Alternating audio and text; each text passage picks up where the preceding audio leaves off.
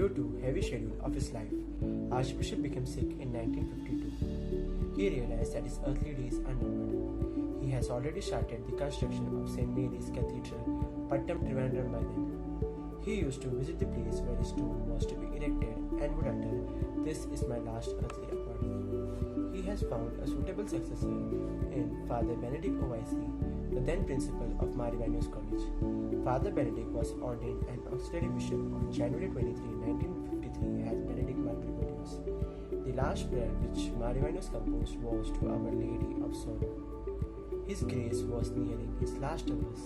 Eminent personalities from within and outside India visited the Archbishop on his sick bed. On July 15, Tuesday 1953, around midnight, the Archbishop offered his soul to the Heavenly Father. Early in the morning of July 16, all the bells of the churches in the city told the sad news. With heavy hearts, men, women, and children began to flock to the Cathedral where the body was placed. All that day and all through the following night, crowds of people belonging to every religion and communities came there to pay their homage to His grace, who was loved by one and all, irrespective of caste, creed, and religion. On July 17 morning, Holy Qurbana was celebrated in the presence of good many bishops, priests, nuns, and thousands of faithful. The funeral procession started at 9 a.m. from the Cathedral at Palin to the Cathedral at Pattam, where his body was to be interred. The Maharaja of Travancore wrote to Benedict Mar Ivanios, "It is not only a loss to Archdiocese, but it is a loss and a personal loss to the member of my family and to myself. During the many years past, I have come to know him intimately. He has been a close friend of ours. So I request you to accept our condolences on this occasion of deep sorrow."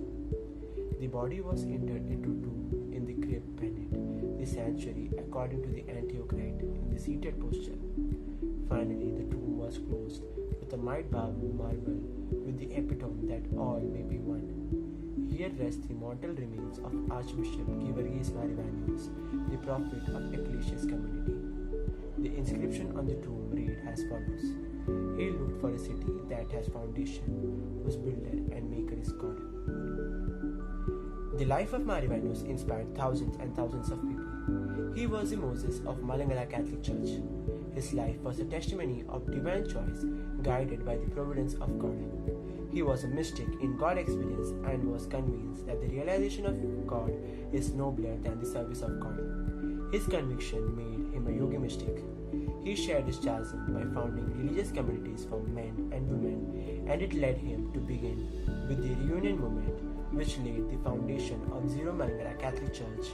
The growth of Zero Malangala Catholic Church is a sign and miracle that the Lord gives to His people through the saintly life of Mar Ivanios.